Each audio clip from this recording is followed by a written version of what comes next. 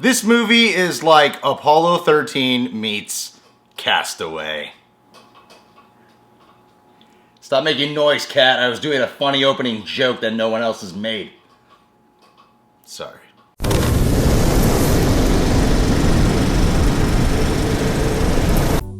Matt Damon. Matt Damon is brilliant in this film. He's a man surviving off his knowledge, his instincts. He brings the character Mark Watney to life with such personality. He doesn't overdo the drama in the performance. He's someone who's solution-oriented and finds humor in troubled situations. No matter how much he's being taken down, he keeps on going, and that's a big theme of this movie is persistence until you solve the problem. And in the film, he grows potatoes. At one point, he's like, "Hey, you like potatoes?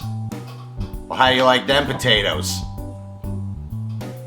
Because in Good Will Hunting, he says apples. The supporting cast. Every cast member in this film is great. At first I thought it was like well-known actors overload, but you see that everyone is perfectly cast. Everyone's raving about Chiwetel Ejiofor. Kristen Wiig lends like good comedic chops to this drama. I thought by now I'd want to like do stuff with her, but I still don't. No, I'm not that attracted to her. I really enjoyed the crew that Matt Damon was a part of, the crew that abandoned him, like how my mom abandoned me to the Philippines when I was 3 years old. Still got abandonment issues from it. Thanks, Mom. I really like Jessica Chastain. She is so fucking hot. Jeff Daniels is very effective. He reprises his role from Dumb and Dumber. Yeah. Donald Glover is not Danny Glover, and he brings great comedic charm to the film. The one supporting actor that I'm not hearing a lot of people talk about, but he was probably my favorite, Sean Bean. It's a very different performance than we're used to seeing of him, but he's still very believable. Basically, no cast member in this film was ever wasted, except when they were behind the scenes doing all that coke and drinking and heroin and LSD and meth. They were all drugged up on set. The directing and cinematography. This film is a stylish science fiction picture. I walked out of this film going, what a wonderful piece of fiction. The great thing is it's all fictitious, but from beginning to end, it's very believable. And it generates that escapism feeling that we love from great movies. One thing I really appreciate about it was that it could have easily been a film that was overblown with CGI, but it was rather toned down, which made it more believable. The way Mars is captured looks great. It's not overblown with visuals, but it's very appealing to the eye. Ridley Scott has let me down one too many times in the past. Like, every time I heard his name, I was like, this film's gonna suck. But this is one of his best films ever, next to Exodus, Gods and Kings, Body of Lies, and Robin Hood. Each sequence was perfectly shot. You really get a sense that the director understood his characters. You knew how to capture suspense and thrills, and you really root for this main character to survive. Like the way the world is following this mission. You feel like you're a part of that world where you're just like hearing about the reports and looking at the news coverage. You're part of that audience. You're part of the audience within the movie. The writing. Drew Goddard's script is fantastic.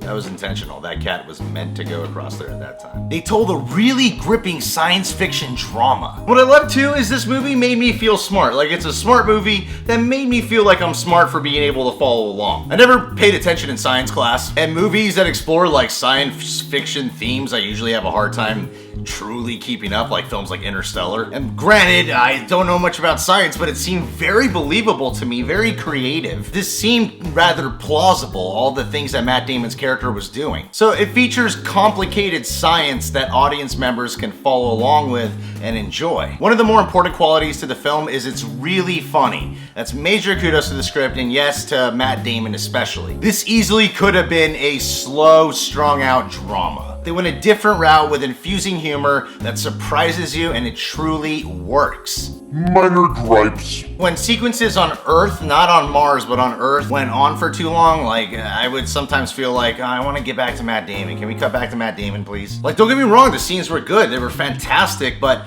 I felt like if we stayed on the other character stories for like 15 plus minutes, I was like, okay, let's go back to Matt Damon. Also, the way the movie wraps up in its final moments, I didn't 100% agree with. Not that it was bad, I just thought there could have been a little bit more of a different direction that would have had more of a reward. But regardless, I still walked out of this movie with a big smile on my face. I thought it was fantastic. Let me get straight to the point here. All in all, I gotta say, The Martian got it galactically right. Alright guys, well thanks for tuning in to my review. If you're new to the channel, you can subscribe to The Real Rejects. You can follow us on Facebook, Instagram, Twitter, Vine, Periscope, where if you're lucky enough, you might just be able to get high and Periscope with me, where it is the ultimate experience, and it makes Periscope a lot funnier and more entertaining, and you fall asleep earlier too. You also get a little hungry. Kind of get some paranoid racing thoughts. Sativas, man, they really fuck up your mind racing thoughts. Sativas, man, they really fuck up your thoughts. Indicas are better because they relax your body more. So if you want to smoke weed and watch on Periscope with me, you smoke some weed. Indica.